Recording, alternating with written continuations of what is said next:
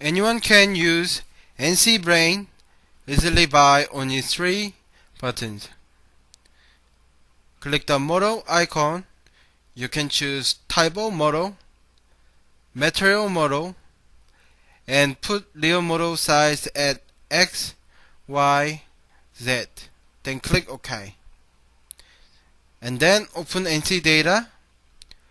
Loaded NC data will be shown at job area. Click on NC data from job area. Then type and choose ATC number, tools, and the milling process with rough, semi-finish, and finish. Finally, click the simulation button, then simulation will be started. Now you can see it's optimizing NC data from NCBrain. It will take longer if data is too big. Now I'm going to show you what's the difference between original data and optimized data. First, feed rate control. Our skirt, which have less load feed rate, is 9,000. But the other part, which have overload feed rate, is 6,000. You can see the original tool paths. Their feed rates are only 2,000, whether overload or not. So NCBrain is possible to recognize about considering feed rate by model to reduce milling time.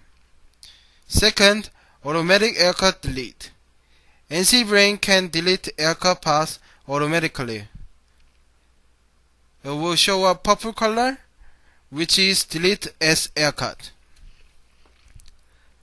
Lastly,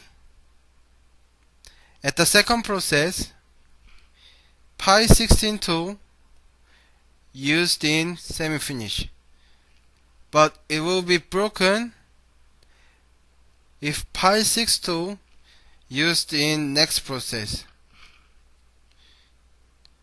If you look at the original tool path, tool started point is lower than optimized NC data. And added tool path show up the red color in optimized NC data.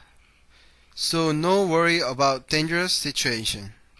And also, NCBrain will provide tool length information to save tool's life with safest and fastest milling. Can you believe it?